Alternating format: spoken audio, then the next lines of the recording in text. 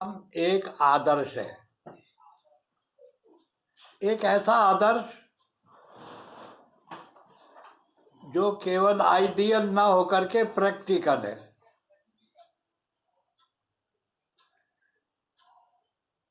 रामचरित्र के दो पक्ष हैं। एक पक्ष है उनके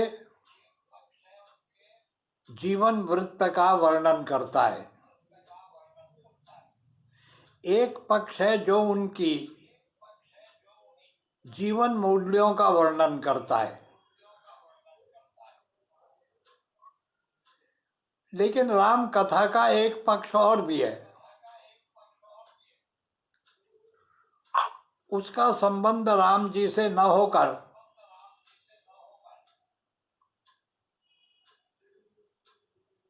राम जी को, श्री राम को स्वीकार करने वाले लोगों का है, राम भक्तों का है। इन भक्तों में राम के साधक भी हैं, इन भक्तों में राम के वो चाहने वाले भी हैं जो साहित्यकार हैं। राम भक्तों में वो भी लोग हैं जो तत्व ज्ञान और दर्शन शास्त्र के अधिकारी विद्वान हैं, जैसे रामानुजाचार्य थे।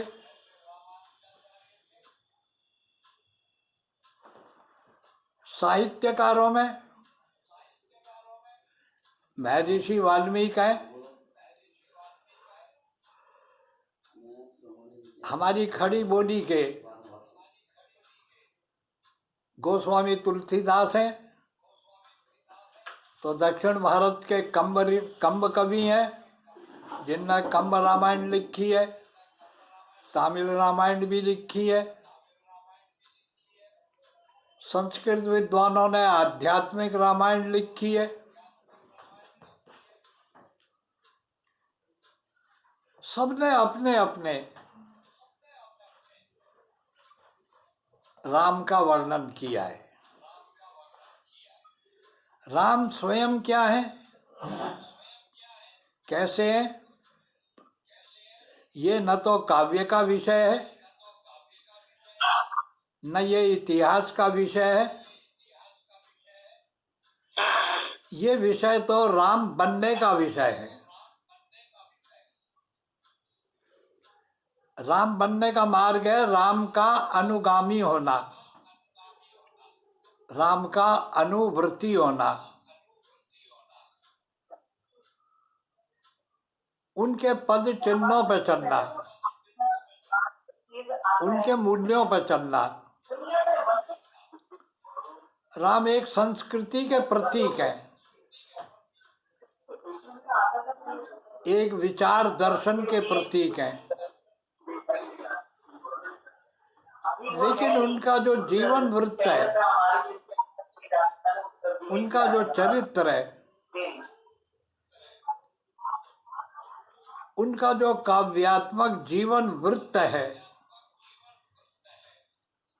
वो इतना बहुमुखी है, इतना समावेशी है, सर्वकालिक है, सार्वभौमिक है कि अंततोगत्वा राम को मर्यादा पुरुषोत्तम का पद प्राप्त हुआ है।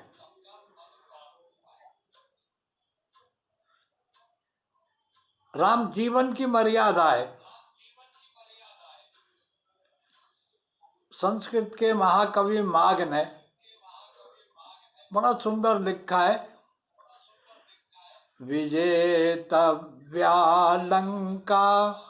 चरण तरणीयो जल निधिर विपक्ष पौलस्त्यो रणभुवि सहायश्च कपया पदातिर्मृत्योऽसौ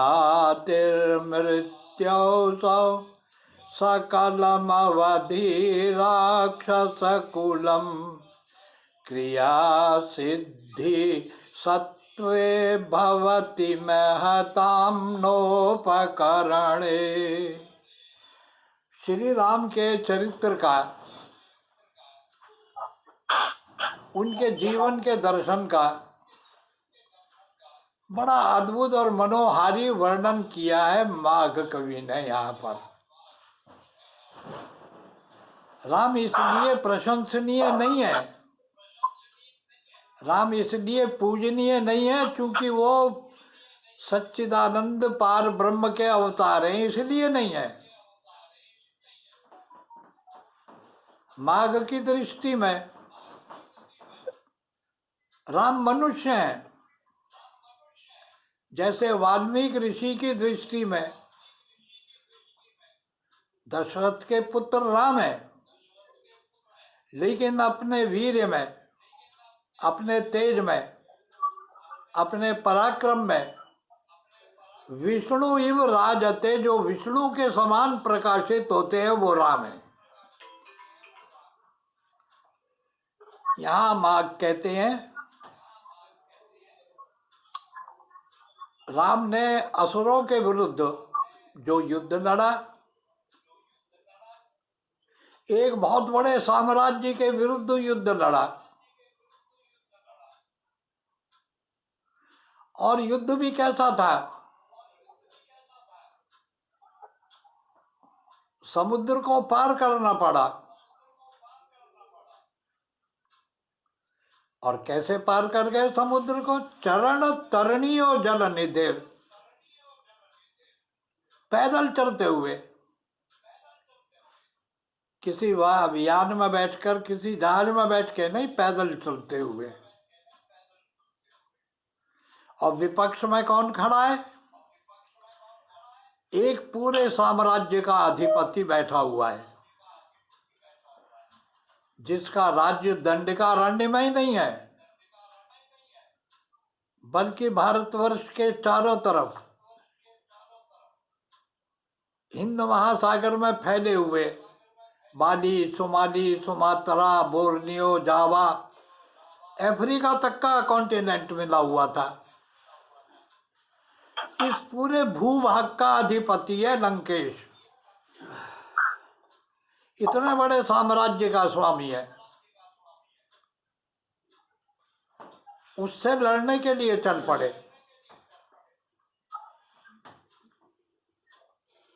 विपक्ष में कौन है? पौलस्त्य, पुलत्स्य वंश का। रावण का साम्राज्य कोई छोटा मोटा साम्राज्य नहीं था, आर्य साम्राज्य तो बहुत छोटा था। हिमालय की उपत्यका से लेकर गंगा यमुना के मैदानों से होते हुए विंध्याचल पर्वत तक था, लेकिन रावण का साम्राज्य तो विस्तृत था, बहुत फैला हुआ था। कहाँ फौजें एकत्रित करी राम जी ने? कहाँ से संगठन तैयार किया? कौन सहायक था?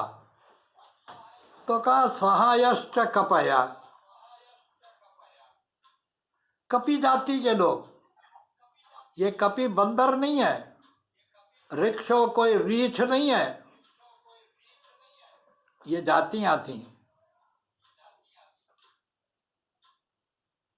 वो जातियां थी जो वहां पर बसी हुई थी, उन्हीं को संगठित किया।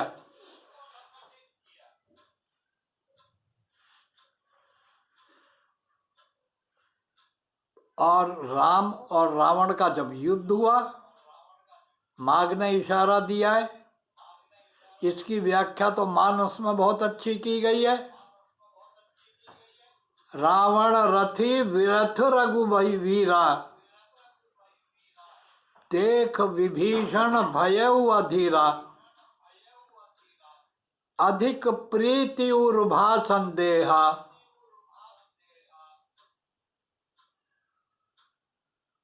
विभीषण के मन में संदेह हो गया। क्या संदेह हो गया?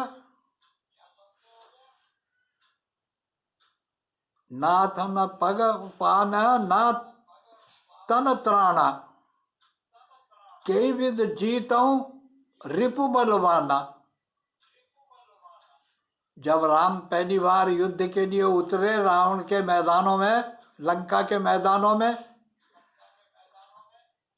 तो महर्षि वाल्मीकि ने लिखा है, अयस्मान कृथा राढ़ु आरूढ़ रावण। फौलाद के रथ पर बैठा हुआ था रावण। फौलाद के रथ का मतलब हो गया टैंक में बैठा होगा, टैंक से आया था लड़ने। अयस्मान कृता रथा स्थितो रावण। और राम कैसे थे? पदातिर, पैदल। और गोस्वामी तुलसीदास कहते हैं न पग तन तन त्राणा, पैरों में उपाना भी नहीं है, जूते भी नहीं है, नंगे पैर हैं। कई विध जीतऊं रिपु बलवाना। कैसे जीत पाओगे आप ऐसे बलवान शत्रु को?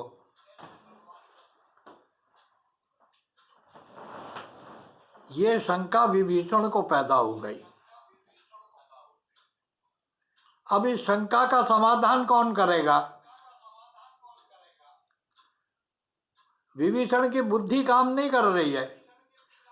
16 पहियों का रथ था रावण का, जैसा वाल्मीकि ऋषि कहते हैं। 16 व्हीलर था, 16 पहिए थे। लगाइए अंदाज कितना बड़ा रथ होगा। सारा फौलाद का बना हुआ था। कोई अस्त्र शस्त्र उस पर प्रभाव नहीं डाल सकता था, इतनी सुरक्षा थी। ये पैदल थे, पैरों में जूते नहीं थे, शरीर के ऊपर कोई कवच नहीं था। ऐसे राम रावण से कैसे जीत पाएंगे? ये शंका विभीषण को हुई।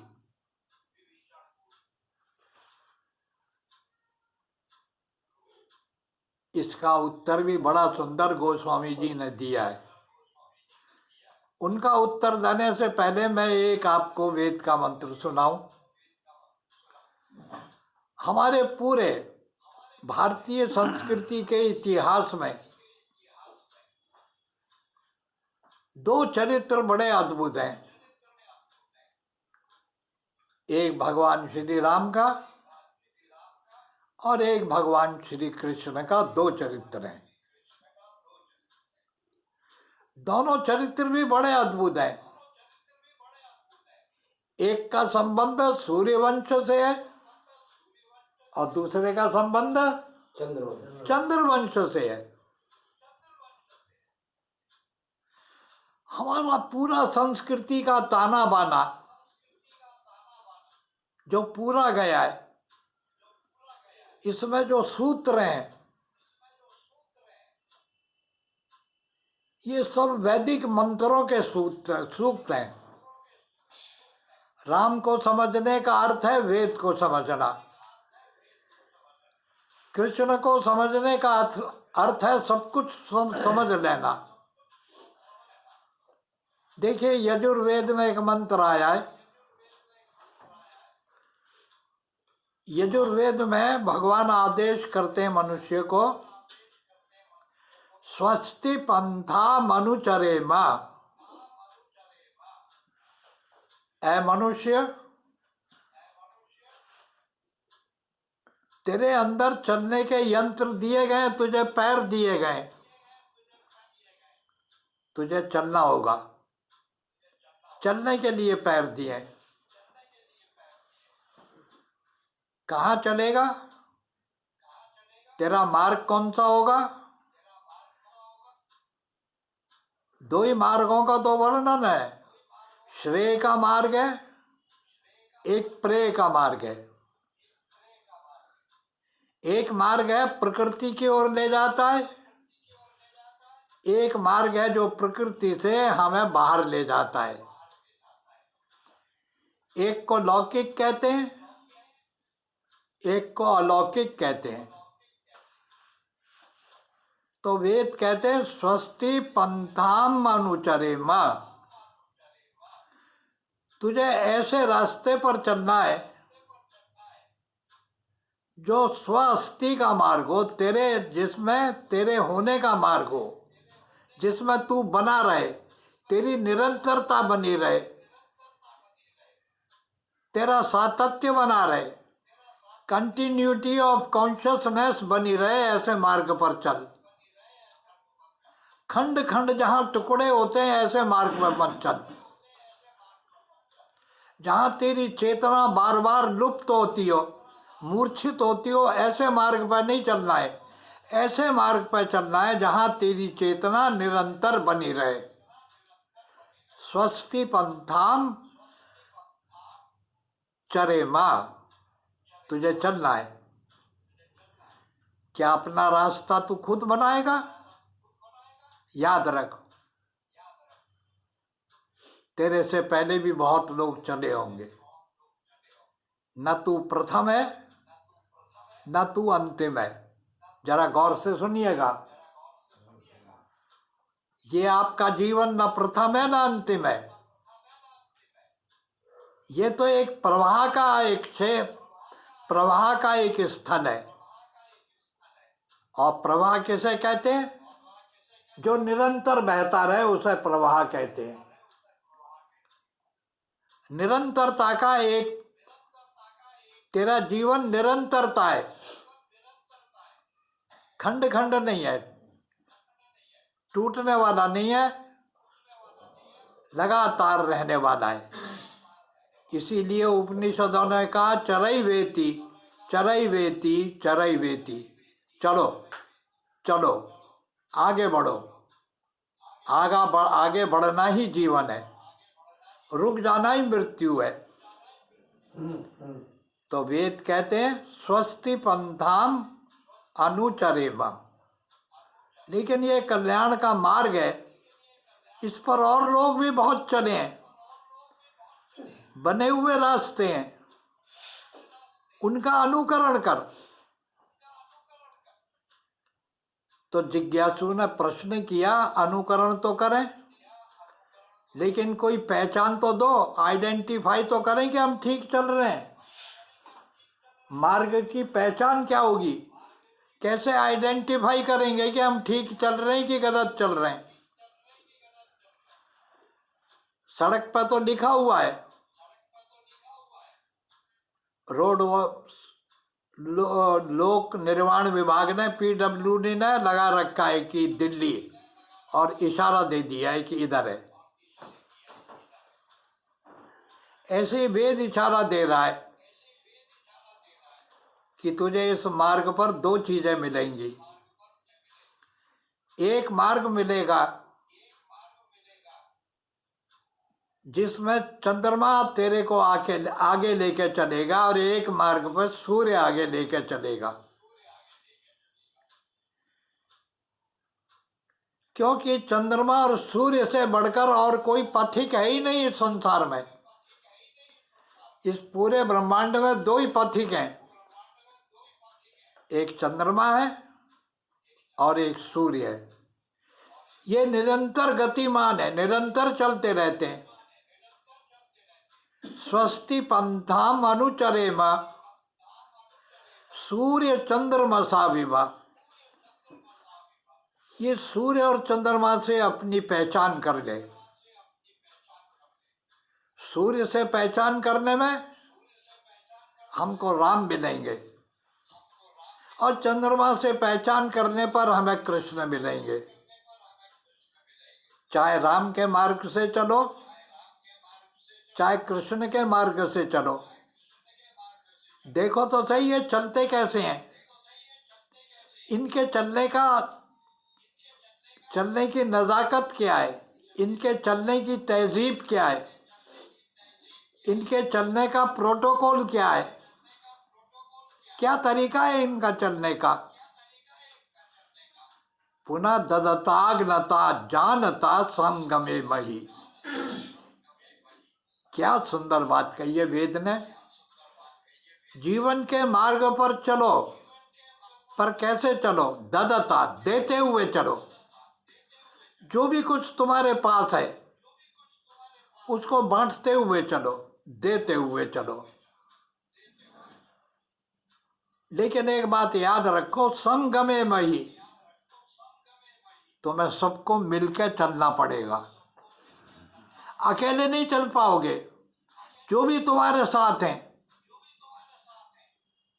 उन सब के साथ तुम्हें चलना पड़ेगा, समगमे में ही मिलकर चलना पड़ेगा, एक दूसरे को आदान प्रदान करते हुए, एक दूसरे को देते हुए, अरावण भाव को, परिग्रह के भाव को, संग्रह करने के भाव को समाप्त करते हुए, जो भी कुछ तुम्हारे पास है उसको बांटते हुए चलो, देते हुए चलो, ये कल्याण का मार्ग है। चाहे आप गीता पढ़ लो, चाहे आप रामायण पढ़ लो, राम का चरित्र देखो या कृष्ण का चरित्र देखो, लेकिन एक बड़ी अद्भुत बात है, कुछ लोगों का एक स्वभाव होता है, मानव स्वभाव में दो प्रकार की प्रवृत्तियां पाई जाती हैं। एक मधुमक्खी की प्रवृत्ति होती है और एक साधारण मक्खी की प्रवृत्ति होती है। इन दोनों मक्खियों में क्या अंतर है? मधुमक्खी जब भी बैठेगी तो मधु पे बैठेगी, और ये जो गांव कूचे की जो मक्खी है वो कहाँ बैठेगी? जब भी बैठेगी तो गंदगी पे बैठेगी। ये जहाँ से उड़कर आएगी, जहाँ बैठेगी वहाँ गंदगी फैलाएगी, और वो जहाँ से भी उठेगी वहाँ से मधु के कण लेके उठेगी और मधु को ही संचित करेगी। दो प्रकार की प्रवृत्तियाँ मनुष्य में पाई जाती हैं। अब लोगों को राम के चरित्र में भी दोष दिखाई दे जाए, कृष्ण के चरित्र में भी दोष दिखाई दे जाए, अब हम उनको ये तो नहीं कहेंगे कि वो गलत कर रहे हैं, लेकिन इतना तो हम जरूर जानते हैं कि वो अच्छी चीज उठा ही नहीं सकते। उनकी जो पात्रता है, रिसेप्टिविटी है, उनकी जो प्रकृति है, उनकी जो स्वभाव है, वो गंदगी उठाने का वो गंदगी उठाएंगे। पिछले दिनों आपने सुना होगा ना, मानस को प्रतिबंधित कर दो, इसकी चौपाइयों को बैन कर दो, यहाँ तक सुना गया कि इसकी प्रतियां जलाई गईं। ये सब क्या है? सबसे बड़ी बात तो ये है कि रामचरितमानस साहित्य का ग्रंथ है। साहित्य समाज का दर्पण होता है शशि बाबू जी साहब। साहित्यकार जब भी किसी महाकाव्य का कथन करता है तो वो अपने समय के समाज से और सामाजिक परिवेश से बंधा हुआ होता है, वो उसका भी तो वर्णन करता है। ये ढोल गंवार शूद्र पशु नारी, ये रामचरितमानस का सिद्धांत पक्ष नहीं है, ये तो तत्कालीन समाज की स्थिति है। तुम इसको क्या बैन करना चाहते हो? अगर बैन करना चाहते हो तो जातिवाद को बैन करो ना, डिक्लेयर कर दो कि आज से हम दलित नहीं है। जरा हिम्मत करो, घोषित करो। अब हमें किसी प्रकार के रिजर्वेशन की और किसी प्रकार की कृपा की जरूरत नहीं है, हम बराबर के हैं। ये साहस तो पैदा करो अपने अंदर। तो मैं निवेदन कर रहा था, ऐसे लोग जो लोग खुद अपने उन परंपराओं में बंधे हुए हैं, जिन परंपराओं का निषेध आदर्श करते हैं, जो हमारी संवैधानिक मूल्य के भी विरोध में, तुम स्वीकार तो उनको करके बैठे हो, और मन में कितने संकुचन के भाव हैं, कितना सीमित कर दिया अपने आप को कि तुम्हारी जिंदगी का सारा लब्बो लबाब केवल सत्ता का सुख भोगना मात्र रह गया। अगर सामाजिक परिवेश में क्रांतिकारी परिवर्तन की तुम कामना करते हो तो उठ के खड़े हो जाओ। जातिवाद का जो मुलम्मा तुमने ओढ़ रखा है और जिस जातिवाद के भरोसे पर तुम सारी सब्सिडी और सारी चीज़ों की मांग करते हो सरकारों से, ही उनको त्याग दो, उठ के खड़े हो जाओ। तुम कब तक दलित रहोगे, कब तक गिरे हुए रहोगे? आखिर उठना तो पड़ेगा, और उठना पड़ेगा तो बदलना पड़ेगा, और बदलना पड़ेगा तो तुमने जो पैदा हुआ है इसको उतारना पड़ेगा। तो लिहाजा अपनी संकीर्णताओं को, अपने अंदर की क्षुद्रताओं का त्याग करके बड़ा बनने का प्रयत्न कीजिए। आप वस्तुतः बहुत बड़े हैं, आप छोटे हैं ही नहीं। मनुष्य होने का मतलब ही बहुत बड़ा होना है। ये देवताओं से भी श्रेष्ठ है, ये महात्माओं से भी श्रेष्ठ है। ये मनुष्य ही महात्मा बनता है, यही देवता बनता है, यही आत्मा होती है, यही परमात्मा के रूप में विकसित होता है। आपसे बड़ा और कोई है नहीं। आप अपने बड़प्पन को पहचानो। आप क्षुद्रता की उपासना करोगे तो छोटे बने रहोगे, और ब्रह्म के उपासक हो जाओगे तो ब्रह्म की उपासना करोगे तो खुद बड़े हो जाओगे। ये भाव कह करके मैं निवेदन करता हूँ कि राम और कृष्ण ये दो मार्ग हैं। एक बुद्धि का मार्ग है, मर्यादा का मार्ग है, और एक मानसिक भावनाओं का मार्ग है, एक भक्ति का मार्ग है, समर्पण का मार्ग है, और एक त्याग और तपस्या का मार्ग है। ये दो मार्ग हैं। इन दो मार्गों से होकर के आप अपने जीवन को आगे बढ़ाएं। राम के विजय का कारण ये नहीं था कि वो सच्चिदानंद भगवान के अवतार थे। माघ कवि ने कहा है कि क्रिया सिद्धि सतवे भवति महताम नोपकरणे। श्री राम की विजय का कारण ये नहीं था कि वो कोई प्रिविलेज प्राप्त कोई विशेष व्यक्ति थे। वो इसलिए बड़े थे कि उनके महत सत्वे भवति महताम, महानता उनके अंतःकरण में थी। वो अंदर से बड़े थे, इसलिए वो बड़े हुए। तो हमको भी अंदर से बड़ा होने का प्रयत्न करना चाहिए। इतनी बात कह के मैं समाहार करूं। बहुत सुंदर। ओम शांति। आप प्रार्थना करेंगे, फिर काव्य पाठ होगा रमेश जी का।